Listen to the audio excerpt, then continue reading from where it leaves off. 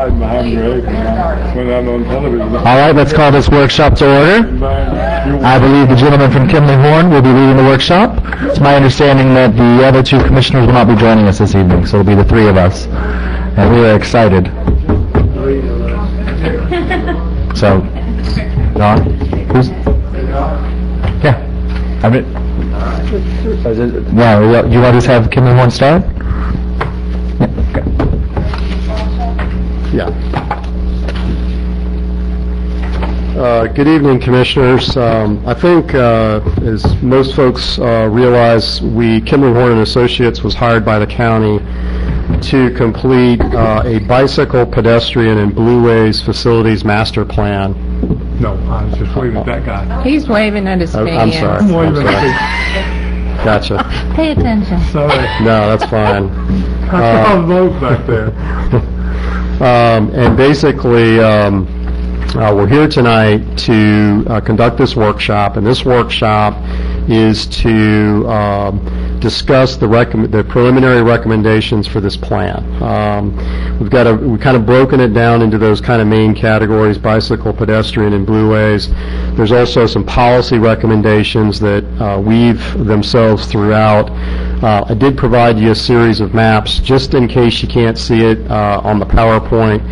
We are going to be coming back to you with the full plan at a later meeting where you can review the full report. The substantive content of that is really the recommendations, and so you'll have a chance to review that tonight and before you accept the final report. So I'll kick it off, start off. I'm also joined by Artie White and Diane Delaney from ASE, a local sub-consultant here in Wakulla County, and the three of us will actually be presenting these recommendations. By the way, this wonderful photography is compliments of Diane Delaney, and if you'd like to purchase it, no, I'm just kidding. But it kind of compliments the county and really shows off some of the great features of the county. We've woven this through the report. We had to create a vision, and the vision was really created to kind of guide the report and guide the process, and basically it's pretty simplistic. This report is to provide mobility options through the development of facilities that support walking, paddling, and bicycling. It's also to increase connectivity by way of walking, sidewalks.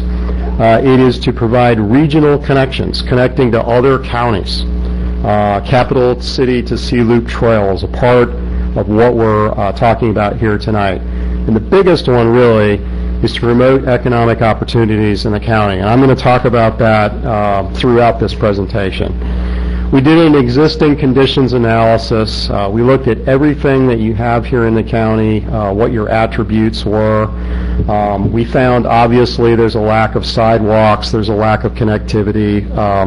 There are gaps in a lot of places around schools where sidewalks are needed and those types of things. A lack of signage that's uniform. We actually really like the signage that y'all have for your public buildings, and what we've developed actually builds on that and coordinates with that. It's not a departure from that.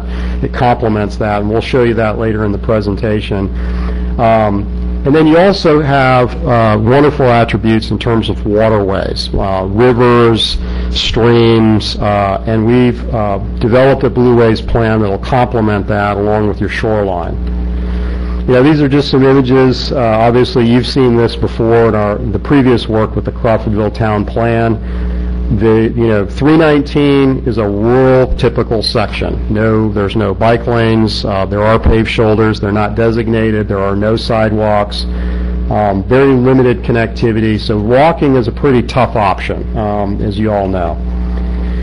I'd like to kind of walk you through what the general facility types are. When we say multi-use trail, what does that mean? It's basically a 10 or 12-foot path. It can be 8 feet depending on right-of-way. The federal government's kind of going away from requiring 12 feet.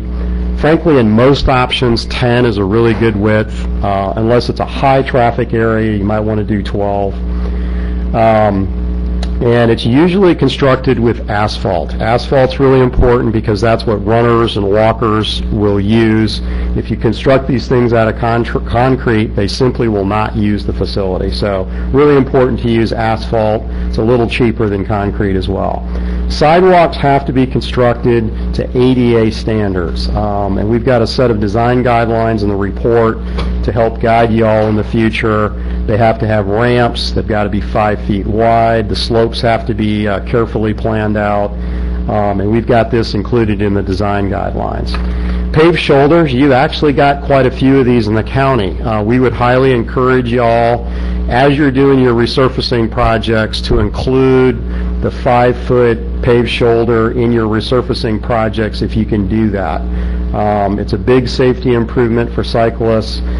They don't necessarily have to be designated, although that helps. You can do signage that says bicycle sharing the roadway, and that says to the cyclists and to the motorists that, you know, bikes belong out there and to keep an eye out for them. So this will also be included in your design guidelines. A designated bike lane is typically where you have curb and gutter, like you see here, and these are typically 4 feet wide, and they're marked and signed. This is an example from Hermitage Road in Tallahassee, but this kind of shows how that standard design is normally implemented. I'm going to walk you through kind of the process that we went through to get to these recommendations. There was quite a bit of public involvement for this project, and I will say this, the public involvement was very well attended. It was actually one of the best turnouts of any project I've seen in the county. We had close to 50 people at the public meeting. We also held a series of stakeholder interviews with key groups in the county. Those groups included the State Forest, the school board, the Dog Hunters Association from Sopchoppy, Parks and Rec, Board of County Commissioners, the Office of Greenways and Trails within DEP, the U.S. Forest Service. We had a member, Paul Johnson, who's a member of the public, but he also represents the consulting business, Wilderness Way Outfitters, and TNT Hideaway. So we had a really good cross-section of stakeholders. We have also been working through an advisory committee that was set up at the beginning of the project that includes Chad Hansen, as a general citizen from the public, Pam Portwood from the TDC, Pat Jones from the Wakulla School Board, Jackie Lawhorn from the city of Sopchoppy, Zoe Mansfield from the city of St. Marks, and Jack Castrua and Lynn Barr from the Capital Region Transportation Planning Agency. We've also held a couple of meetings with the CRTPA outside of that, just to directly coordinate with them in terms of funding and understanding what funding options are available. We held a public workshop on February 16th of this year, and as I said, it was very well attended, a lot of enthusiasm. There were a lot of people who canoe and kayak and bike in the county right now and really want to see some improvements made, and we got a lot of great feedback at that meeting. The draft recommendations for this project can be broken down into these categories. We've developed policy recommendations, bikes, pedestrians, which is sidewalks, crosswalks, ped signals, and those types of things. We've also developed safe routes to schools analyses reports that can be submitted directly for safe routes to school funding. I'll talk about the funding and how that works later, but each public school, which has to be an elementary or a middle school, those are the two that actually qualify, we've developed a safe routes to school plan for each one of those schools. Blueways, and then wayfinding and signage. We've again developed this countywide wayfinding and signing standards that you can use to implement in the future. Some of the policy recommendations, before I get into these, typically when these recommendations are implemented, they're implemented with very little cost, because typically what you can do is within your existing staff here at the county, excuse me, you can carve out the role of bicycle pedestrian coordinator or even the bicycle committee. You can kind of carve that out from volunteers. So it really doesn't represent much in the way of those types of requirements. So We would recommend designating a bicycle pedestrian program manager. What this would accomplish is it would accomplish having a point of contact where DOT, the CRTPA could coordinate directly with that person, and that person could be responsible for kind of staying on top of where the plan is, how it's being implemented, dealing with consultants, dealing with funding and grants and those types of things. Establishing an advisory committee. I think, frankly, the advisory committee for this project would be a great start. You might want to add some enthusiasts like that guy back there, Mr. Seidler, to the group. He said he'd like to volunteer. I'm just kidding. But having an advisory committee who's enthusiastic about it, that will help with funding later on with grants. It's actually something that scores you higher on grants, having an advisory committee. And the advisory committee can really be helpful in facilitating an understanding of what priorities should come before what and offering recommendations back to the board in terms of implementation. Developing some performance standards, or performance measures, excuse me. We found this to be really effective. If the county can basically, and I'll step back to an example, the city of St. Pete in Florida probably is about the best example of getting this stuff done in the country. They had a mayor a few years back, and he basically came into office and he wanted to make St. Pete the best place for biking and walking in the country. And he basically went to staff and he said, and of course it's a different situation, it's a strong mayor arrangement there, but he basically said, we are going to build and install 100 miles of bike lanes in the next 10 years. And he basically just laid it out and said, staff, that's your responsibility. Staff actually got it done in about 6 years. It was pretty amazing. They took lanes, they removed outside lanes in some cases, they striped wide outside lanes, they got creative, they did streetscape projects, they basically just made it a priority. And then they basically tracked their progress over time. They did annual reports back to the mayor. He since has left office, the new mayor came in and he's just as enthusiastic. And they've actually completed that program and about to start a new program. So setting those performance standards, basically setting those goals for the county would be real helpful to kind of make it a priority. Again, completing an annual report just to see how you're doing. That's very helpful. And also updating this plan on a 5-year basis, because you'll want to refresh it. You're going to get a lot of the things done in here very quickly, and then you'll want to be able to refresh the report and create new priorities. Look at things like how you're repairing roads, look at resurfacing projects. You'll want to look at how you actually maintain shoulders. How is your maintenance department doing that? You'll want to promote education in schools and maybe establish through your CTST some kind of a program where you're doing that on a regular basis. Helmet companies will actually donate helmets for helmet rodeos where you teach children how to properly put their helmet on and ride a bike and those types of things.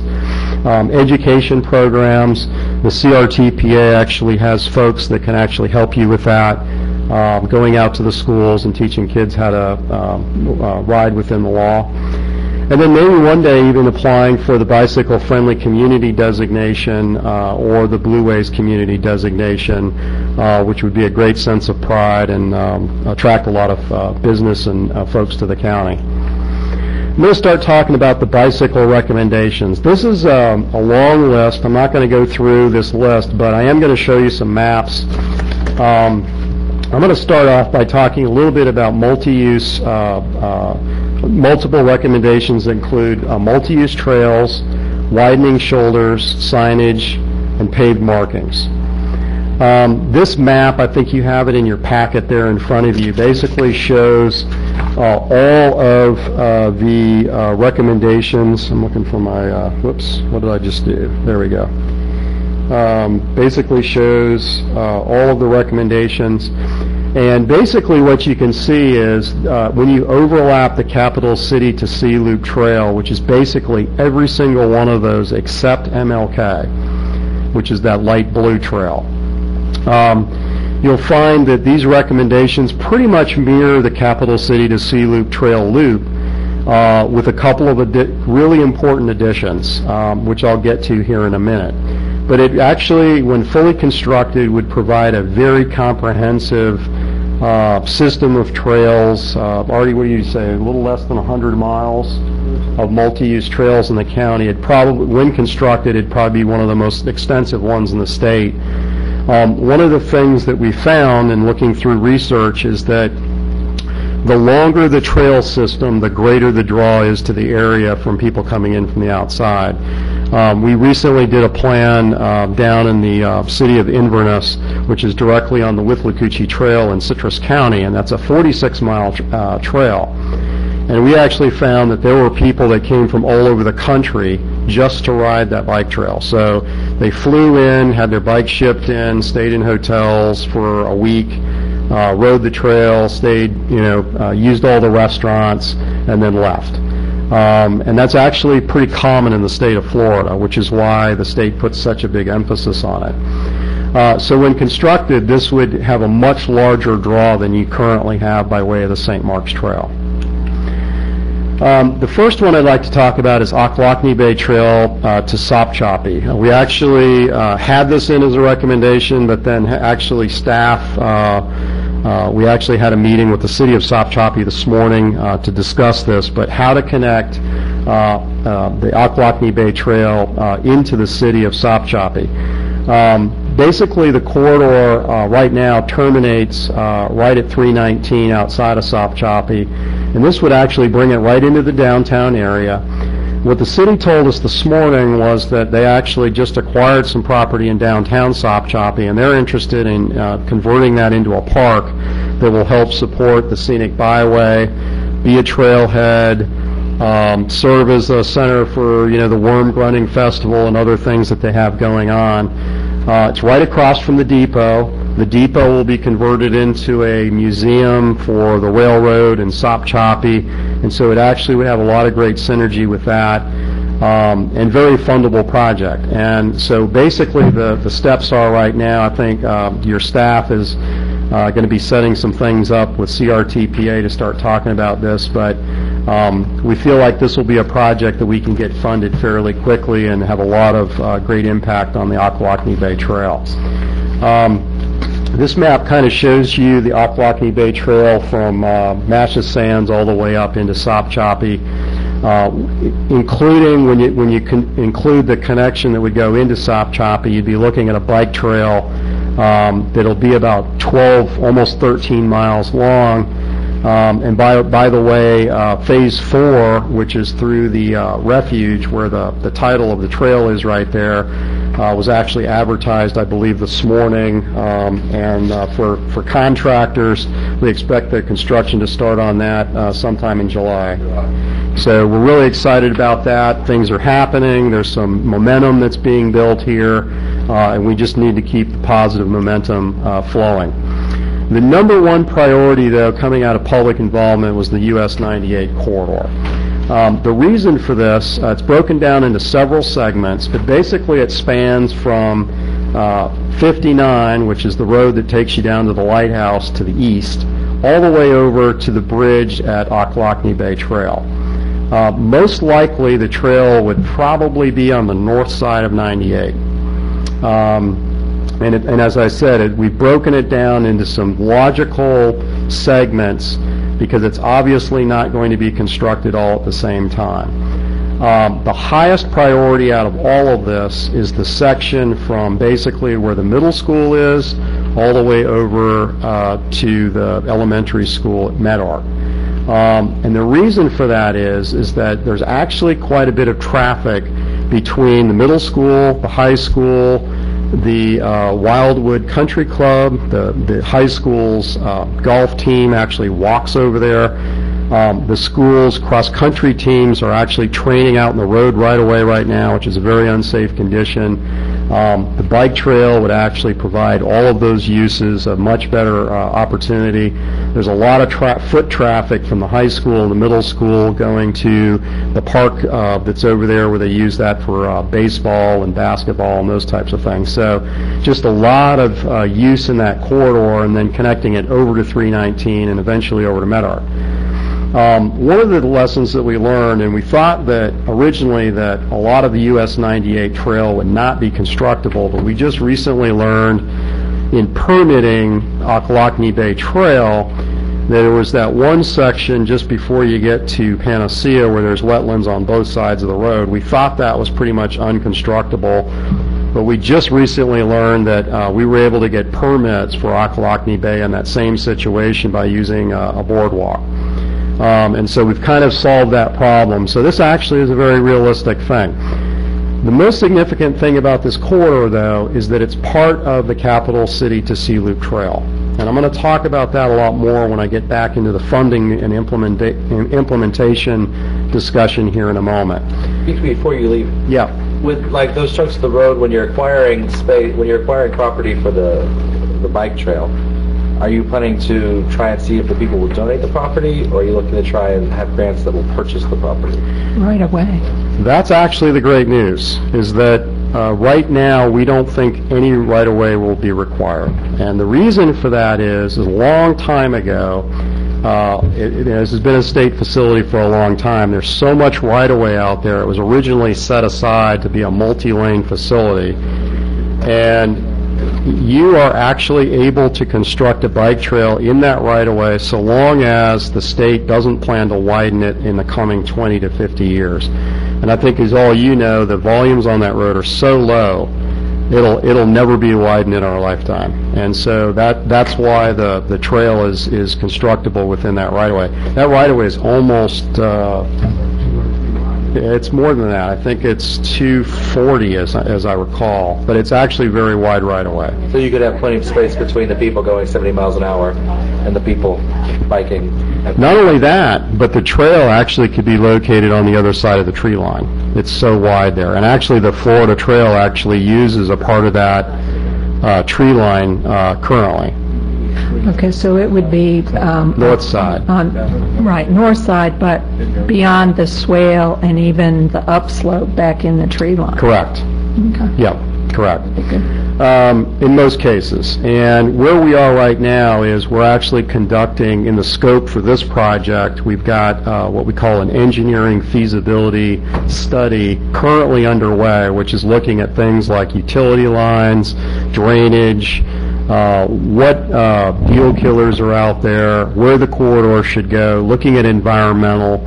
And one of the things that we're trying to do right now is we're trying to determine if we can quickly get the NEPA documentation completed as part of what we're doing. That would actually bring the project to a point where it's design ready. So all you'd have to do at that point, once NEPA is accomplished, is survey and design and permitting. John, I think what you're going to find on 98 is the north side is going to be heavy utilities. The south side is mainly is the transmission line from what do you call it, the high-speed internet line that runs, the toll line that runs. But other than that, the north side has our city of Sopchoppy, all of our force mains. Okay. Are And strong. we're going to be acquiring Right. from that from you here pretty That's quick. right. So that south side is Okay. free and clear. Pretty Okay. much. That's But good to know. most of the utilities are not up in the tree line. They're still out. They're not a tree line, but there's a lot of that. I mean, there's places you can duck in the tree line, but there's a lot of it's going to be running Yeah. because that right-of-way just jogs in and out in there. And Right. So there'll be It's a lot not of uniform. conflicts. There'll be a lot of conflicts in there. Yep, absolutely. So that's exciting news, and I think ultimately, when you look at it from a bigger picture perspective, ultimately what you're doing is you're solving a problem in that you're able to connect the St. Mark's Trail over to 59, which it's a lot of cycling traffic that goes all the way down to the lighthouse. That solves that problem. And then it also connects the two major trails, St. Mark's Trail to the east, down to Ocklawackney Bay Trail to the west. And so you start to create this very long multi-use bike trail. Obviously, it'll have to be implemented in segments. The MLK Jr. Memorial Road corridor, this corridor would be constructed in the right-of-way on MLK Jr. Road, basically from 319 to Spring Creek Highway, and then, other segments connecting all the way over to St. Mark's Trail. And basically, we think it could be located on the north side of the road in most cases, and this map kind of shows you, it connects over to 98. And that 98 corridor, again, would connect over to the St. Mark's Trail. This particular corridor is not a part of the Capital to City C-Loop Trail, but it's an important connection because then we start to connect Crawfordville to the outer network, which it's not currently connected right now. We have another option that will help with this, which is the Aaron Road Multi-Use Trail Corridor, and this would actually directly connect Crawfordville to the Capital to Sea-Loop Trail. And this is significant. And Commissioner Arts, I believe you had an email that went out asking about the sidewalk that was going to be constructed from the courthouse out to the elementary school. And we actually, we were aware of that project some time ago, and I think it was suggested that maybe we get with Cleve Fleming and talk about that project. And the reason for that is when you look at it on this map, and that corridor out there to the west, running kind of north and south there, that actually is the old GFNA trail, the new Capital City to Sea Loop Trail. And what we're talking about doing here is actually connecting downtown Crawfordville with that trail, and that's significant because that northern section will actually be constructed first. We're anticipating that the southern section of that will be constructed sometime in the future, but it directly connecting Crawfordville to this trail system would be incredible just from the standpoint that now your downtown is connecting to this bike trail, and we really think that's pretty significant. Now, part of that is where this sidewalk project is located. So what we did was we coordinated with Cleve on this to talk to him about it because there's actually design funds that are currently funded in this fiscal year, and I understand that Cleve's group is working with DOT on a scope of services for design services for that. And what we discussed with Cleve, and I think it's a great approach, is that we don't have to stop the project, we don't have to slow the project down. What we can do is talk about changing the spec of the design from a 5-foot concrete sidewalk to a 10-foot asphalt sidewalk, and I say sidewalk. So that way it will ultimately end up being consistent with all of the bike trails. And again, that asphalt is really important from a jogging and walking perspective. So we think that's a good strategy. It utilizes all of the funds there, and they actually have $305,000 allocated in fiscal year 2015 for that project. So that'll actually be construction dollars in that fiscal year. So that can actually be initiated in 2014. But that would just be the length of the sidewalk section, not all the way to... Correct. And I believe already, what's the distance of that? I think maybe I have it on this slide. 3.3 miles, and I think this is a mile. So it gets about a third of it done, which helps. Bloxham Cutoff Trail. This trail actually would begin connecting St. Mark's Trail out to the state forest. It was interesting in our stakeholder interview with the state forest folks. There's actually a pretty lengthy trail system currently located in the Wakulla State Forest on the north side of 267. And they're really interested in expanding that. So that would be off-road trails for mountain biking and walking and hiking and that type of thing. So what this trail would do is it actually would connect the St. Mark's Trail over to that, and then there'd be an off-road facility which would just make that a lot more convenient. Some of the longer-term recommendations, there's some abandoned rail corridors out there. There are... And as you get up a Bloxham Cutoff, I just want to Sure. reiterate, and I think I've stressed this every time we've talked about it, that if we can somehow connect up Bloxham Cutoff to the, and bring the rest of that trail down, the GSNA trail down on Spring Hill, Yes. connect them there, It stops just north of Bloxham Cutoff at the Leon County line. Right, and you'll notice that, Commissioner, right here on this map, we're Yeah. actually proposing that other connection, and you're absolutely correct, because what that does is it actually connects up to GF&A, like you're saying, and then all the way down to the state park. That's a really important connection. Well, if we can even, because I know y'all have fingers in lots of pots, if we can even get the GF&A just to come all the way down to Bloxham, that's a first big step. Okay, that's a good point. You're absolutely correct on that. Good, and I think what this shows, just some of the other corridors that could be included later on. The Curtis Mills Road section down there to the southwest. I believe that's actually part of the Capital City to Sea Loop Trail currently, so adding that in would be a pretty cool connection as well.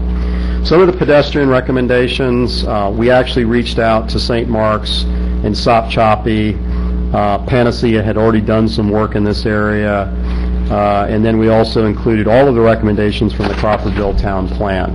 These are the sidewalks that are recommended in the Crawfordville Town Plan. I think it's been vetted pretty well through the public involvement process. I know R.H. Carter is chomping at the bit to connect the senior center to his surrounding community, and those sidewalks really are the highest priority in this area. St. Mark's had some projects already identified, so we've included those in the plan just to help them with their future funding. Panacea did a public access plan, and we've included those in here as well, and this will help Panacea to better realize those connections, and those are included in the plan. Pretty extensive work went into that. On Panacea, you brought Oakleigh, you brought Otter Lake just down to 98. We need to have that come up at least to the post office. Okay. Because those folks, a lot of them are in wheelchairs. Good point. And somehow, I don't know how you do it, if you can get them across 98. So if you can go maybe 300 yards, if you can go on that Otter Lake and take it down to Chattahoochee, Okay. that picks up pretty much all of Panacea, and then if you can take it at least up to the post office. Yeah, and I think you're definitely pointing out one of the things that we noticed is there actually is not a real great way of crossing 98, but there are some new pedestrian treatments that DOT is approving, which are LED lit warning signs that can be installed in conjunction with a sidewalk. That's a type of project. If that's the location where it needs to be, we could actually coordinate with DOT, and that would actually be a project that DOT could actually fund and install because it's on 98. Most everybody could funnel into your Otter Lake Road pretty much to get to 98, and then you cross it over 98 and you can pick up the other side of Panacea. But those little old ladies are going to get hit. At some point, somebody will get hit before they get to the post office. Okay, thank you. We've made a note of that. Sop Choppy, we reached out to Sop Choppy, and they provided us with several sidewalk enhancements. And I know that it was really exciting talking to them this morning, just because I think they've got this property downtown, as I said, and that property ultimately will end up, it could end up being the northern trailhead for Ocklawackney Bay Trail. So I think that's really exciting, and these sidewalks would want to tie into that. I'm going to talk a little bit about safe routes to schools. It's pretty detailed information, but like I said, what we did was we looked at Crawfordville Elementary School, the Wakulla Charter School, the Wakulla Middle School, and Wakulla High School. Now, as I said earlier, the Wakulla High School doesn't necessarily qualify for Safe Routes to School funding, but the way that Safe Routes to School funding works is there is a 2-mile buffer beyond the school where funding would apply and qualify for middle schools and elementaries. And because the high school is so close to the middle school, it actually falls within that 2-mile buffer. So what we did was we went ahead and analyzed the high school just to see what was needed there. Crawfordville Elementary, I'll flip to the map. Basically, there are kind of 2 key facilities that we need to add there, which is improving the sidewalk along Aaron Road and Ocklawackney Street to meet ADA standards, implementation of a proposed Aaron Road multi-use trail would be given over the sidewalk, implementing a crossing guard program. Coast Charter School, they already pretty much had this work done, but down in St. Mark's, just adding in some sidewalks in St. Mark's, and that was a part of that earlier plan that I showed you. And we've included it in this plan just to help the city out with their grant applications. And this kind of shows that system of sidewalks, and I believe they've actually already implemented some of that. Wakulla Middle School. This is really important because there is definitely a need out there for sidewalks around Wakulla Middle School. We did see actually quite a few kids walking out there. And again, the construction of the multi-use trail along 98 would really help this out. But back in that neighborhood where the school is located, specifically Wildwood Drive, Jean Drive, and Jane Drive would be helpful to add those because those are minor collectors and they actually carry a little bit of traffic, and it would be good to get the kids off the roads. And this was what those trails look like, including the trail on 98, just kind of adding in those sidewalks. Can you go back to Crawford Elementary School real quick? Yes, sir. Are you looking on here, are you looking at old Crawford Elementary School? Is that the one you're using? The new one that's further out. Just trying to make sense of the map. Okay. Yeah. Okay, I might be looking at the wrong one in here. Oh, okay. And then Blue Way recommendations. I'm going to ask Artie to come up and walk you through that real quickly.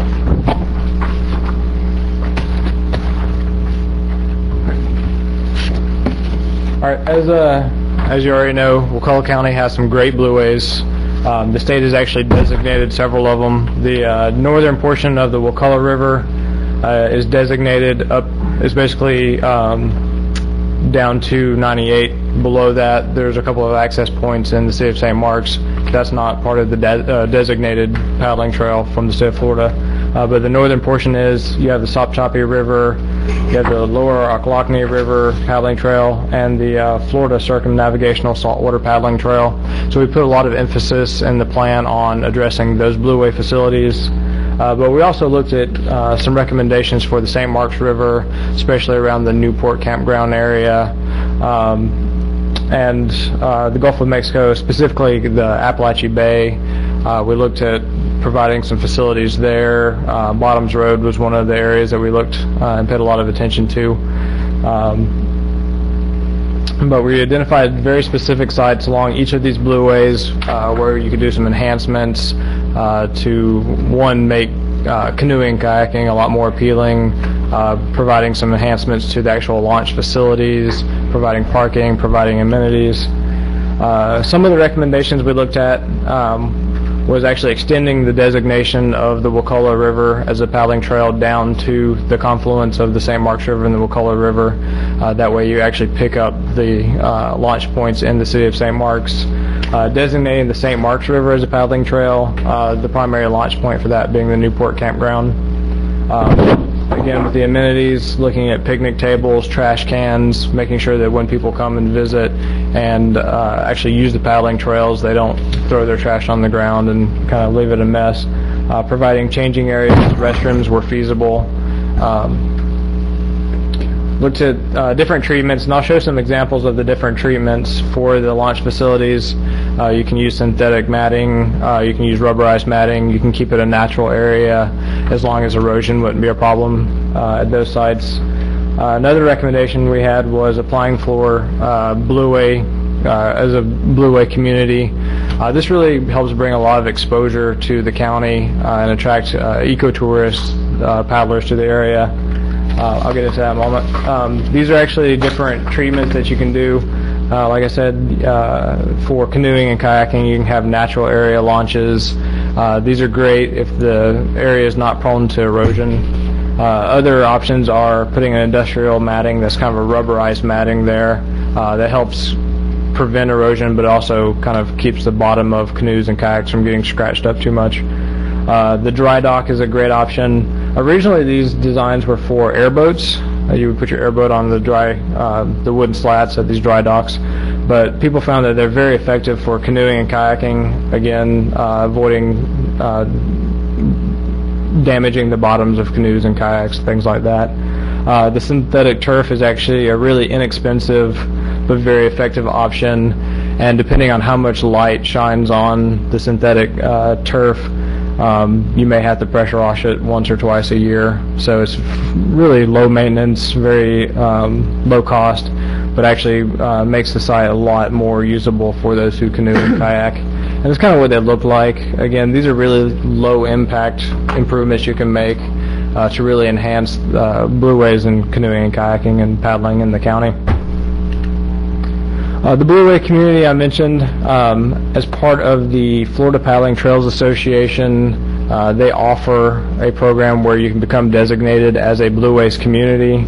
I believe the TDC is actually looking into this now, seeing about getting Wakulla County to be a member of the Florida Paddling Trails Association. And if you get designated, it actually provides a lot of exposure to the county. A lot of people who do paddling across the country will go and look at these different sites, and you basically get free publicity on the Florida Paddling Trails Association website. It really kind of elevates your opportunity to get grants, and there are very specific grants for blueway improvements. In fact, right now, one of the big opportunities is from BP. There may be some funding available from BP, kind of as repairing from damages from the oil spill. And so this component of the plan, the Blueways component of the plan, will actually help identify some of those projects and kind of boost your ability to get some of that funding. Signage, we looked at Blueway signage.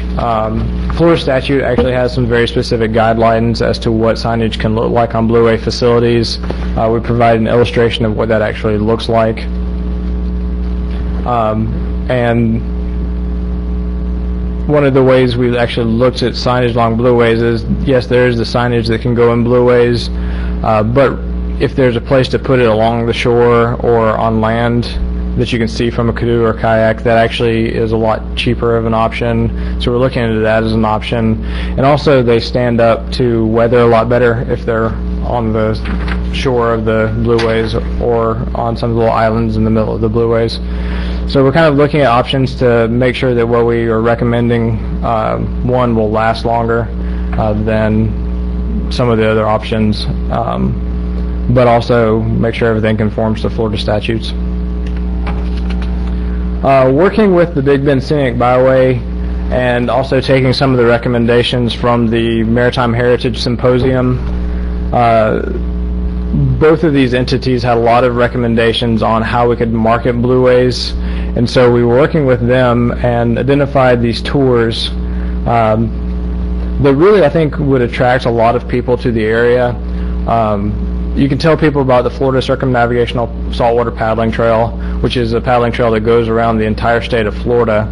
And if you're not an experienced canoeist or kayaker, that may be a little bit intimidating or a little overwhelming.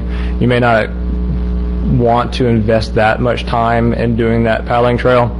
So doing things like creating the Appalachee Bay Maritime Heritage Paddling Trail, which would actually follow a portion of the Circumnavigational Paddling Trail, is a way you could really market this to a very niche audience.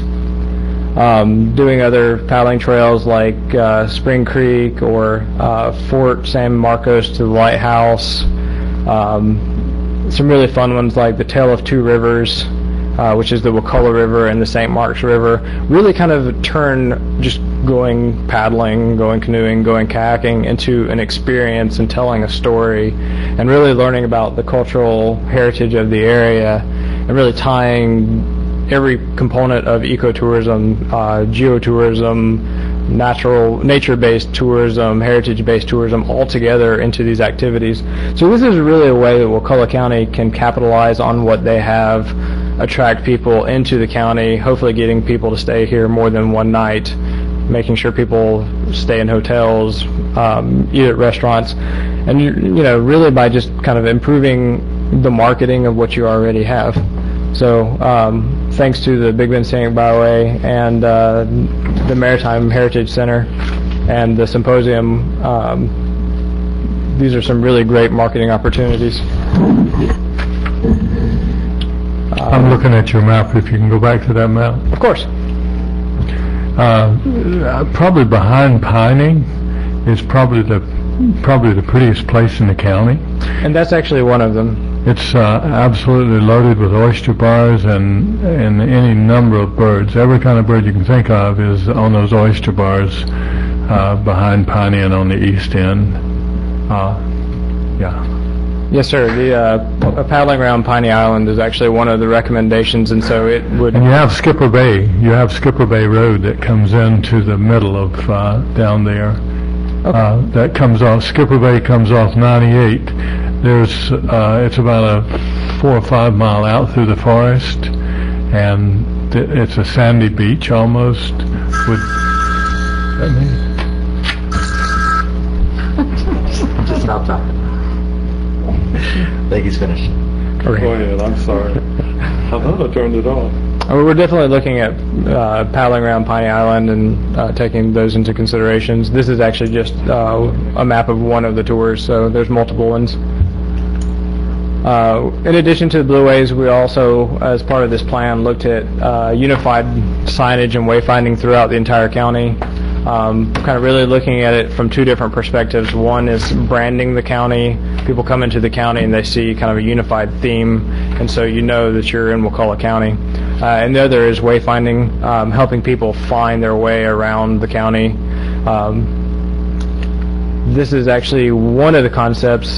This is a gateway concept, and we're also working with the TDC, who's also developed another alternative concept that may have a little bit more of a coastal look. But as you'll see, some of these other signs, the vehicular directional signage, scaled to be appropriate for cars, really tried to play on some of the signage you already have in Crawfordville. We have the same kind of theme with the trees along the top, use the same kind of color palette, but we looked at it in terms of, instead of just being in Crawfordville, if you apply this county-wide, some of the signs that you have in Crawfordville may not be appropriate for the 98 corridor if people are traveling a little bit faster, just because of the size of the signs.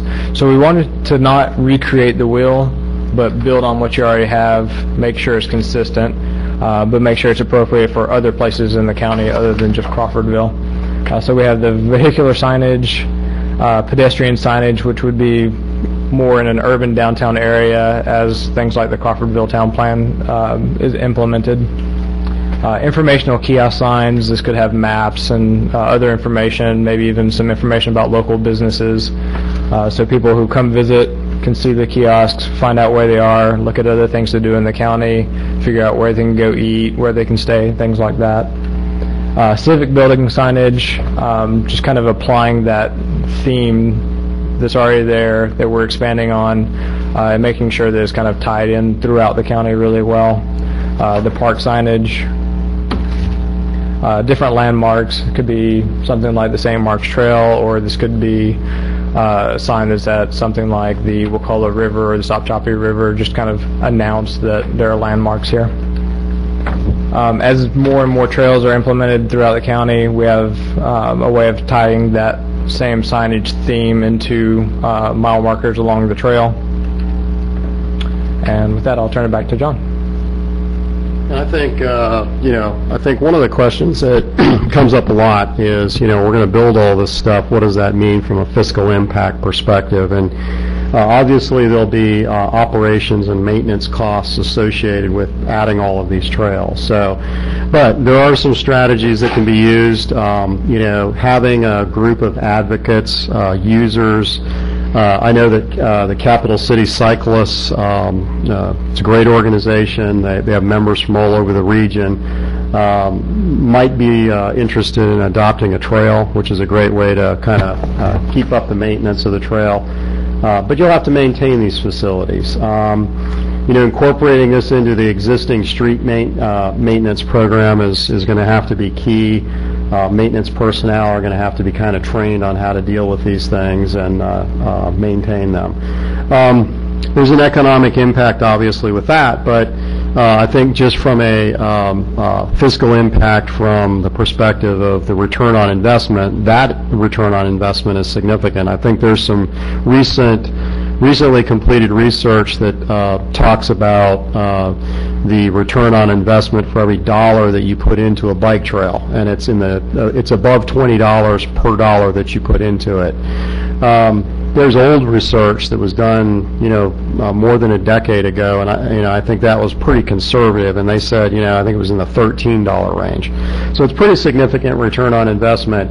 I think it's generally accepted that the return is much greater than the added cost, and so just something to kind of think about from a fiscal perspective.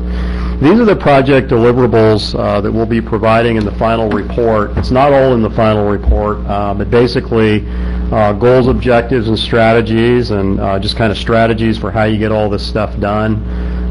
Facility and policy recommendations, I went through those just a moment ago.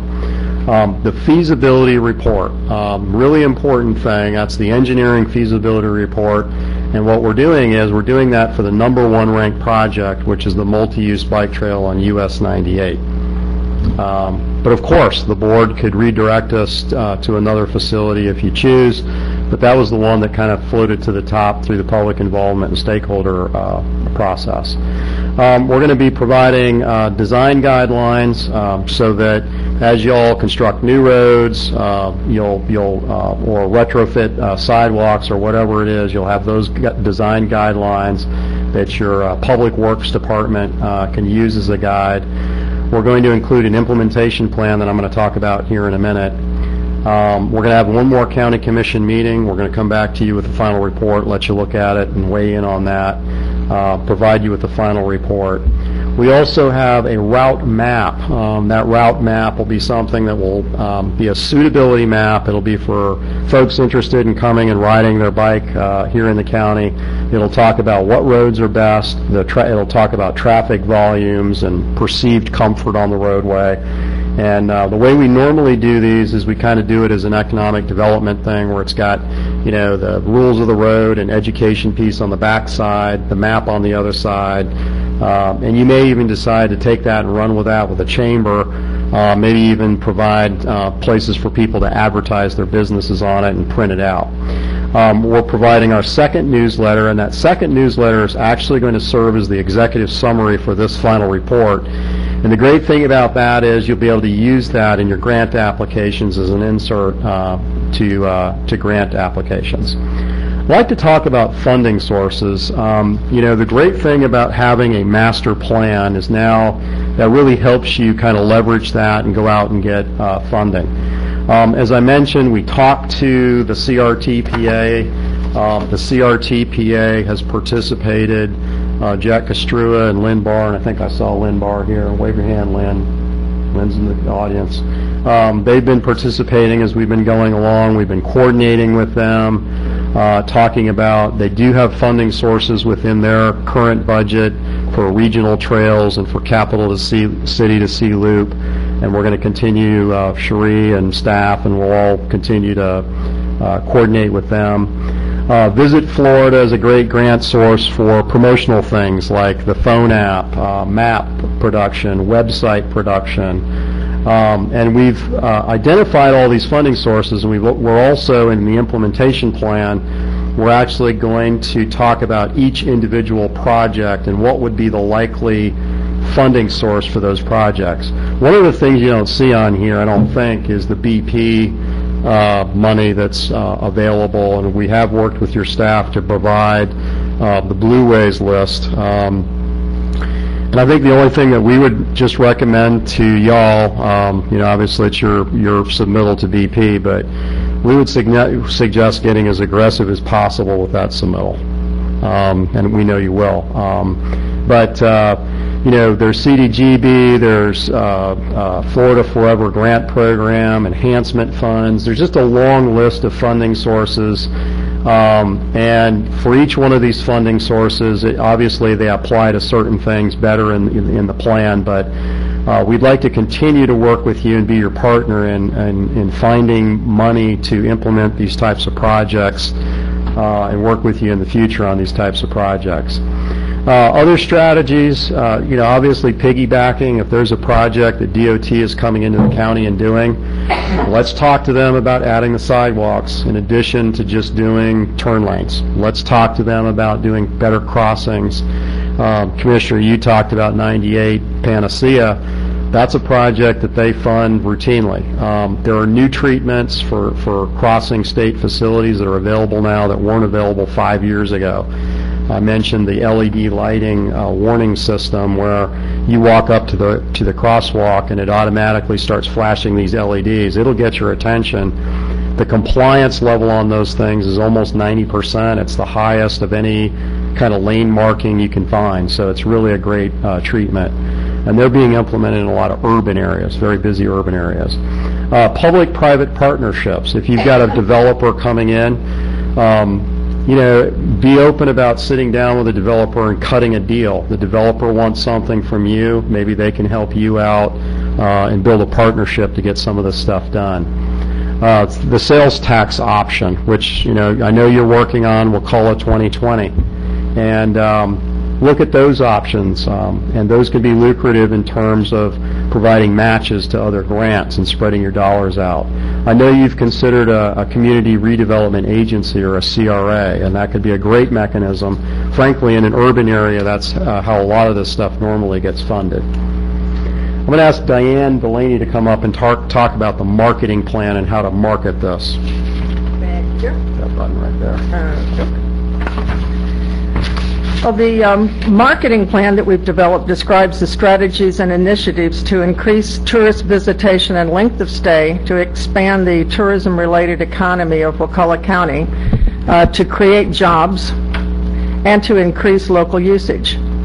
The Wakulla County TDC and the Family and Consumer Science section of the Wakulla County Extension comprise the plan's main marketing partners. The TDC would take the lead on all tourist-related marketing initiatives through its website, social media platforms, and collateral material, while the County Extension will market the health benefits to Wakulla County youth and residences. Identifying trail amenities and creating itineraries, websites, and brochures are ways to help communicate the experience awaiting residents and visitors to the bike and blueway trails. However, it's equally important to nurture the network's image over time. Feature articles, blogs, op-eds that intimately communicate the experiences along the trails will help demonstrate the network's value. And one of the values is certainly improved health. Over the past 30 years, the childhood obesity rate has more than doubled for preschool children ages 2 to 5 and adolescents ages 12 to 19. Well, it has more than tripled for children ages 6 to 11, which means approximately 9 million children over 6 years of age are considered obese. Biking reduces weight gain, blood pressure, and insulin levels. Kids who bike are 48% less likely to be overweight as adults. Women who bike 30 minutes a day have a lower risk of breast cancer. Paddling is also a great exercise, providing fantastic aerobic and cardiovascular effects, as well as upper body strength. So now let's look at the economic benefits of the trail. Just Google economic impact of biking and see how many hits you get. One thing is clear, biking and paddling are big business. 60 million Americans 18 years and older bike each year. Whether they are bicycling for family recreation, transportation, or competition, American bicyclists spend money, create jobs, and support local economies. Just consider these statistics.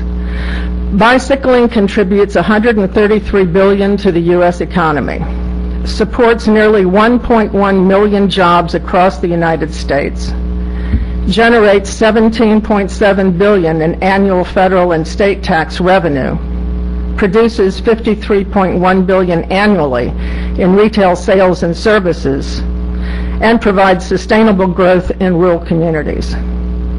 Bike trails mean business for communities. Just look at the changes that have occurred in Dunedin, Florida. In the 1990s, downtown Dunedin was dead.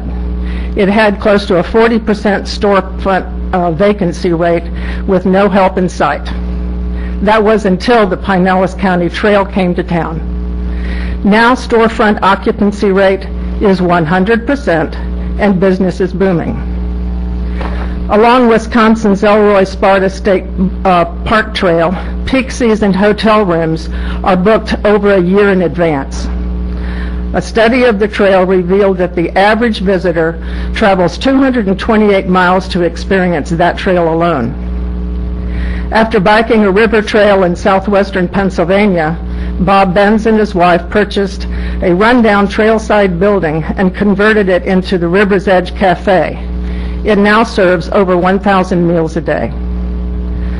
The East Central Florida Regional Planning Council, FDEP's Office of Greenways and Trails, and Orange County conducted surveys that analyzed the economic impact of 3 Orange County trails.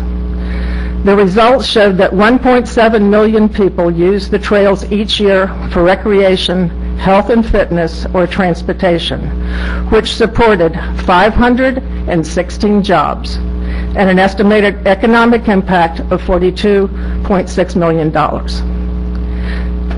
Mesa County, Colorado, mountain bikers contribute an estimated $25 million to the economy, approximately 15% of the total budget for the entire county.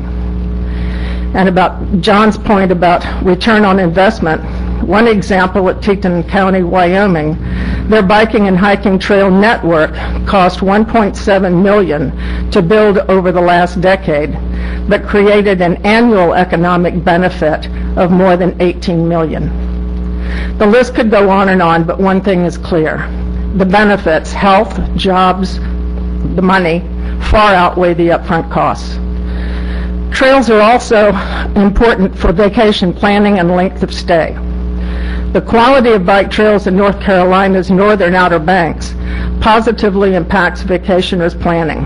12% of the tourists report staying 3 to 4 days longer because of the bike trail.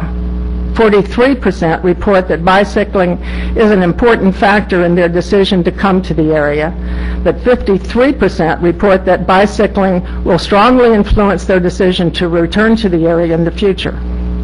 And as far as paddling, North Carolina Paddling Tourism Study showed that 70% of the survey participants believe that paddling is a viable form of economic development in North Carolina.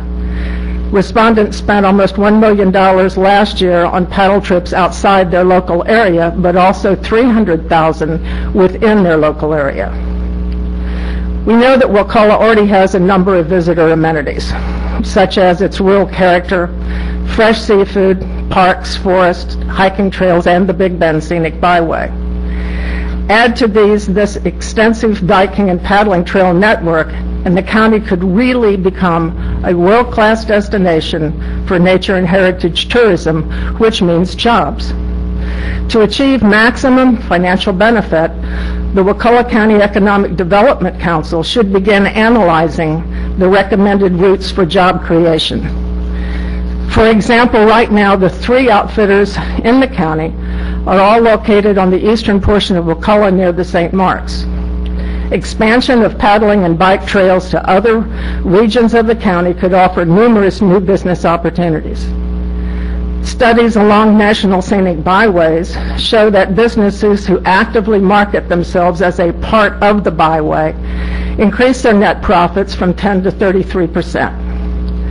Therefore, businesses themselves need to incorporate these attractions into their own marketing efforts.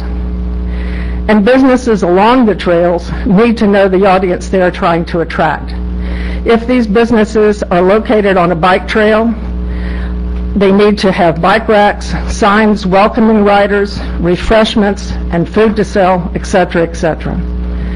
Therefore, in closing, By leveraging Wakulla's natural assets with enhanced bicycle and paddling opportunities, the county can continue to improve the quality of life for its residents, attract more visitors and tourists, create jobs, and promote sustainable economic development for the county. Thanks, Diane.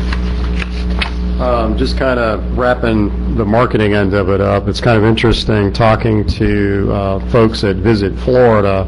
The number one request on their statewide website is where can I ride my bike when I come down to visit in Florida. So kind of interesting economic part of that.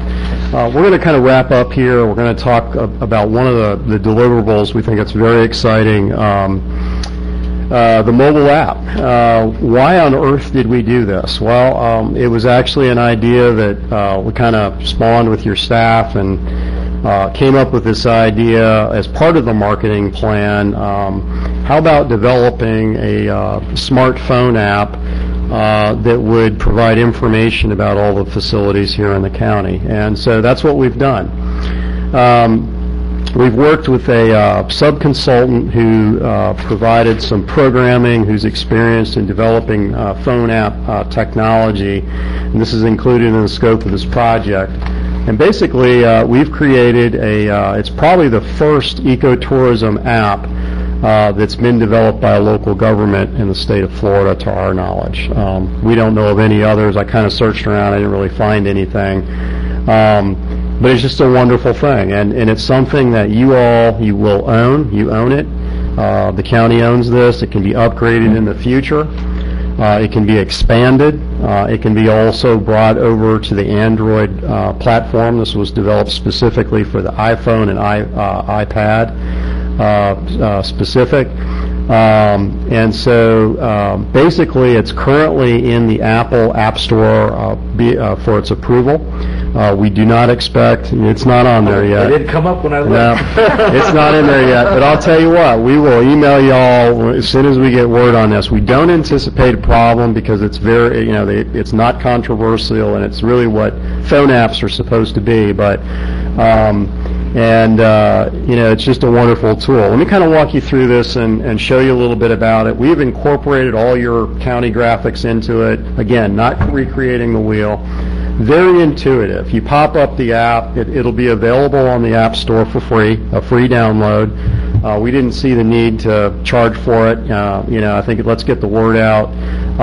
Basically, on the left side there, you choose your activity. Do you want to go bicycling? Do you want to go paddling? Do you want to go hiking?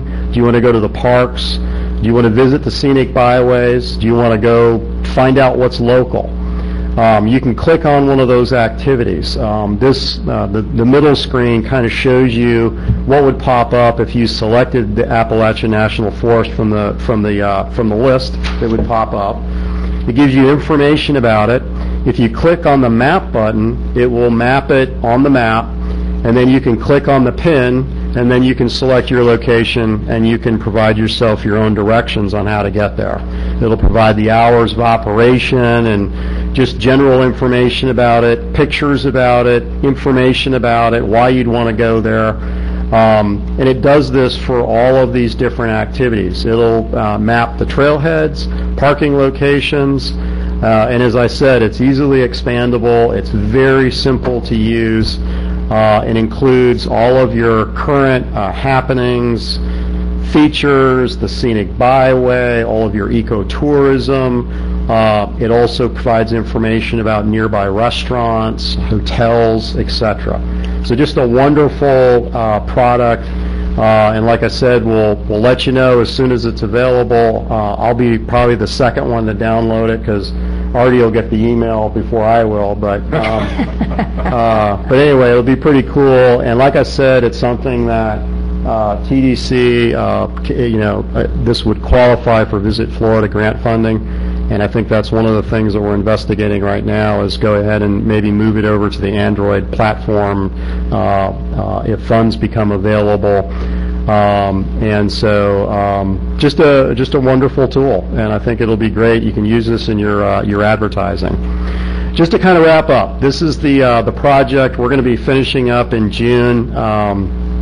We're kind of finalizing things right now, providing all those final deliverables to you, and I'd be happy to answer any questions that you all have, or it'd be helpful if you could provide us with some direction. If we took down your comments, your questions, and we'll work from that as we finalize the report. Commissioner? I like that go Wakulla. Is there any way you could add the Wilderness Coast into that? I like Wilderness Coast. The natural place to be is our official tagline. Is it? Yeah. Okay. Start adding in new taglines, we're just so confused. That's all right. We can look into that. I don't know how far down the road we are with That's that. all right. Look into that. If you do a sign on a river, you might say to canoe this river on a fallen tide.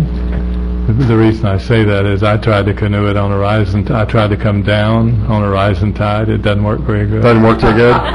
You were just trying to do it for the exercise. I spent all day one time coming down in Oklahoma with my daughter, and she said, "Dad, why is this water going the other way?"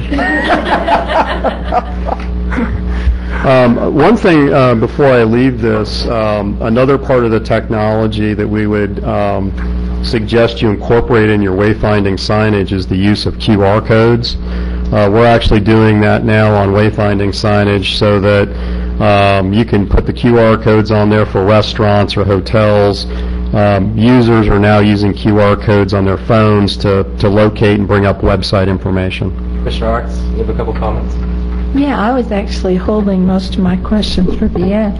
So, I guess it seemed to me that it would be pretty important that we have a designated coordinator or program manager.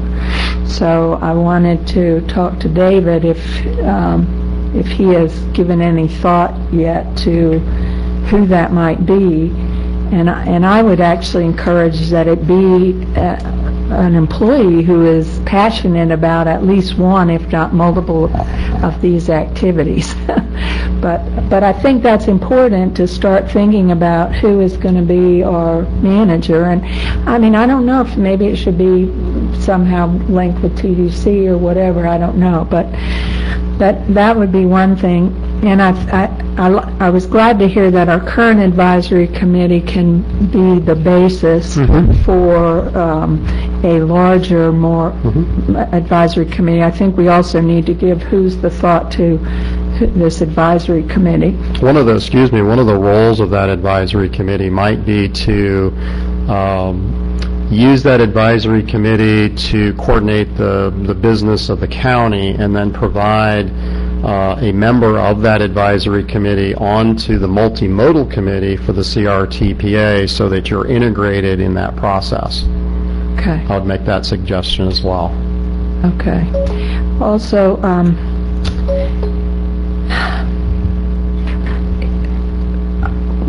I think we need a coordinated approach to grants. And I don't know if your final report is going to include sort of a prioritization for funding that's linked with any kind of deadline submission dates for the various funding sources. That somebody probably should look at that, and then it might be helpful, Cherie, to team up with TDC, Big Bend Scenic Byway, maybe the cities of Sopchoppy and St. Mark's, and kind of divvy out who's going to apply for what in what sequence, and really be aggressive in going after funding from lots of different applicants to lots of different funding sources. So we can really fast track this. But we certainly don't want duplication or things kind of not in a logical sequence. And I mean, in some cases it may be better to do partnership, but some of them may be better as individual applicants. Maybe I'll just throw out a suggestion on that, but one way I've seen that done is having the regular, your advisory committee and your coordinator would hold regular advisory committee meetings, and maybe inviting representatives from the TDC and Cherie to the advisory committee meetings, where you could actually take the plan. We'd be glad to help you out with that and attend and take the plan. The projects will be prioritized in the plan, And we will offer funding suggestions for each project, but maybe just sit down in a workshop environment, roll your sleeves up, and start divvying out, responsibilities and that kind of thing. That's the way I've seen it done. We started that actually this morning. Absolutely. We sat down with Sop Choppy, and Cherie and John, and we identified potential grants for certain segments to finish the bike trail. Even though we haven't officially started the committee, but we said this is the top priority because we need to finish the trail, the OVVT trail. So we sat down with Sop Choppy, we identified some sources, some different sources for the park, for the trailhead grant, and so we're starting that process. So that's exactly because we don't want to. You're right. We can't fly off in every direction. We got to finish a project and just focus on, or be focusing on the next project, but have that prioritization from the committee. But yet, we got to march through it one at a time so we can identify. Well, actually, what I was saying is we may not need to march through it one at a time if we have different partners.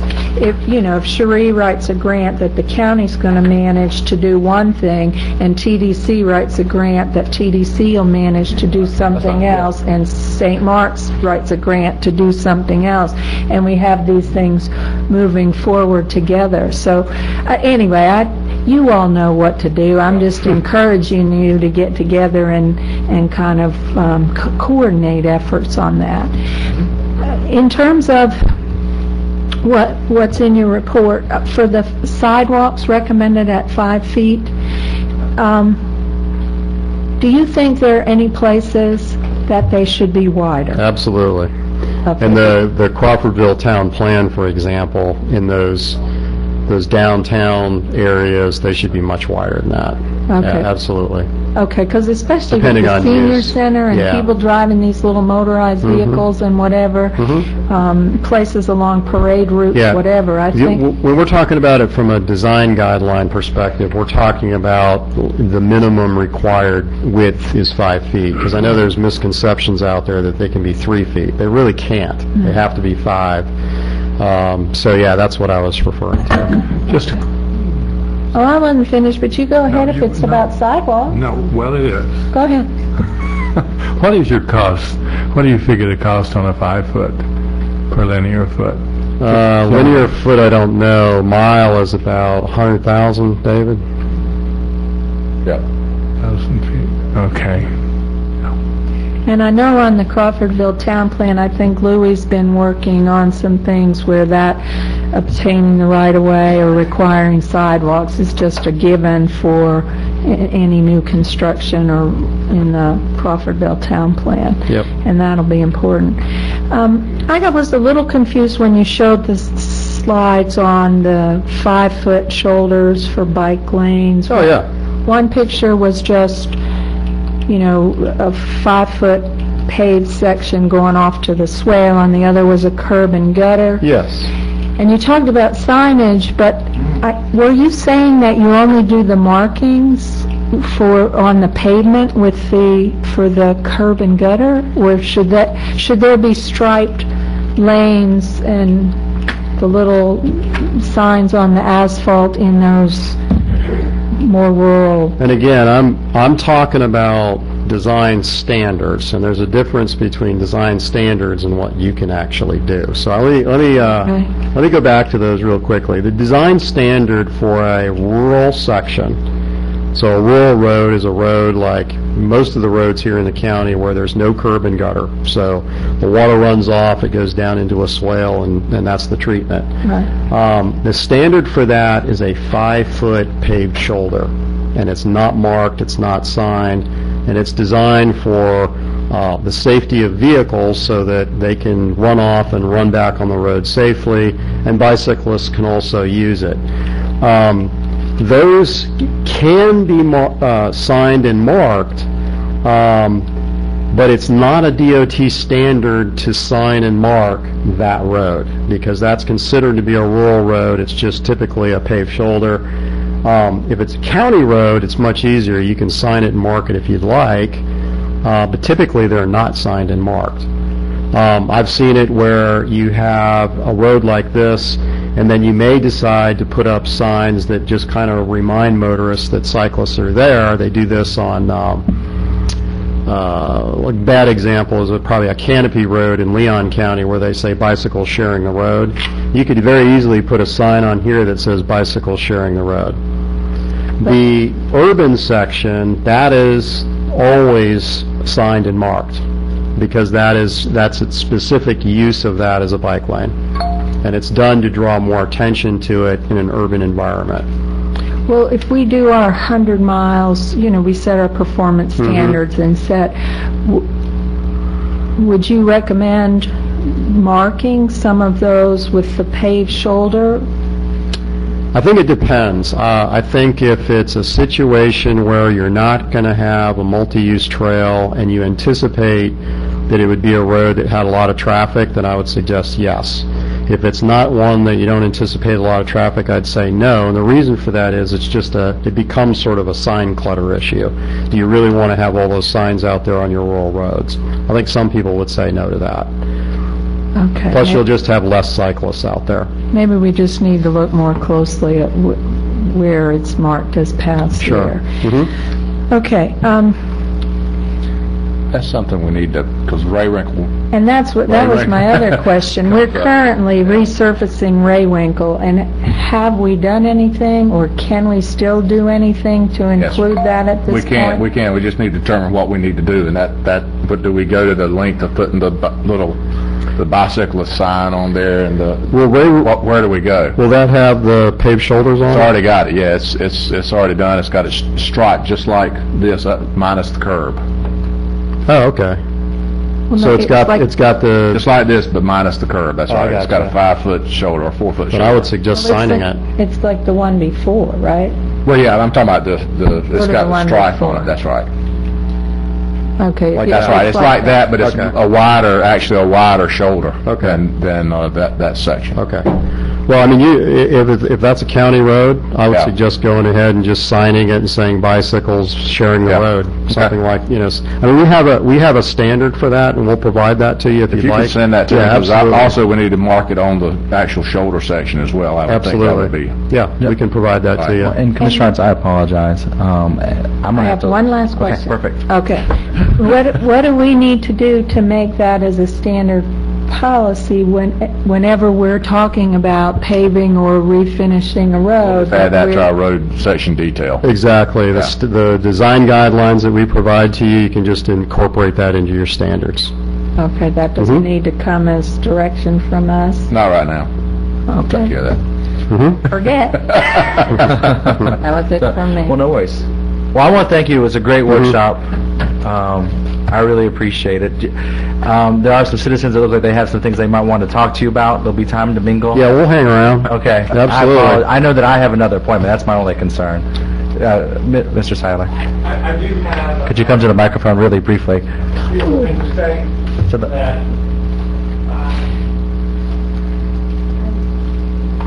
we've kind of been to Oz now, but the question is who's behind the curtain? And that bike ped Blu-ray coordinator person is the person that makes it happen. And the St. Pete story, I was in the middle of that about 8 years ago, and it was Mayor Rick Baker, and what he did, he brought in the program specialist to get his objectives met. And that person, who was Michael Frederick, was a person that did the work.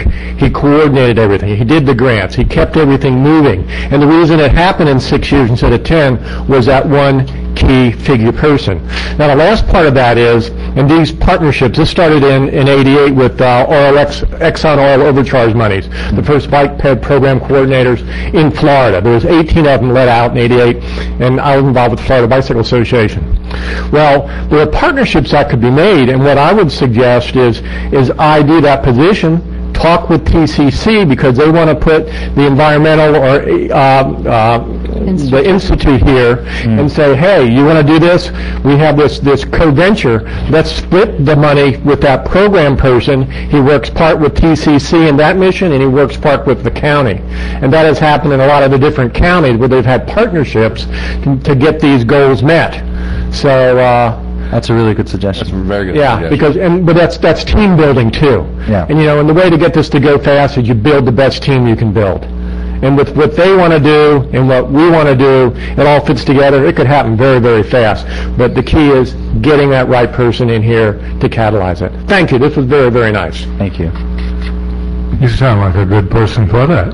And Pam Portwood's going to say something very quickly before many of us head off to the chamber dinner. I just wanted to know that TDC has already started posting stuff, so I want them to know what they can start to check off their list. But we are working on that Blueways designation, so TDC is taking the lead on that. Our gateways, the gateway signs, and my mistake, I didn't send John, as he requested, our gateway signs, but those aren't concept, they're real, they're actually fabricated right now, waiting to be put up, so I will get those to him. We have, you got an email from Tim Barden recently about grant funds that looks like we're going to receive. That is for the first segment of the Appalachia Bay Maritime Heritage Paddling Trail, which will be a paddling trail from St. Mark's to Panacea, or several paddling trails within there. And then the Big Bend Scenic Byway also has some grant funds to work on that overall Appalachia Bay Maritime Heritage Trail. So we've already got some funding coming through, so your TDC's working hard on that. Thank y'all. Thank you, everybody. This was a great workshop. We really enjoyed it. Kimberly Horn, you're doing great work. I hope Robert, thank you. That was a great suggestion.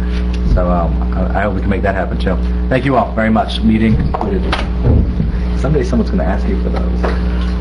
Well, then come get it. You have to. You're your own public records keeper.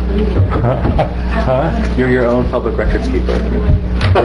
You're like, I've been putting them all in this box. I don't know where they went. I've been holding them. I made I just put them in a box. some wholesale changes. If you want. Yes, we actually took this out of the ballot language as well. Oh, okay. Okay. So, but I sent that, emailed it to you. Okay. So, That's fine. I'll make you. Is that it? I emailed it to you, and that's pretty much about all the changes.